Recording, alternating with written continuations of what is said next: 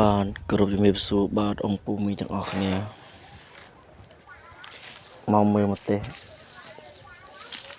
ពេលថ្ងៃបាទមកបេះមកទេយកទៅបដាហើយ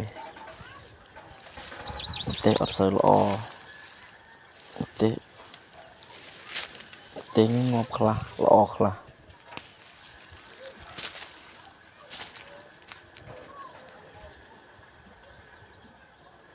ថ្ងៃរៀងក្តៅដែរបាទថ្ងៃនេះបេះបានតិចទេថ្ងៃនេះបាទវីដេអូហ្នឹងមានតែប៉ុណ្្នឹងអរគុណច្រើនបាទ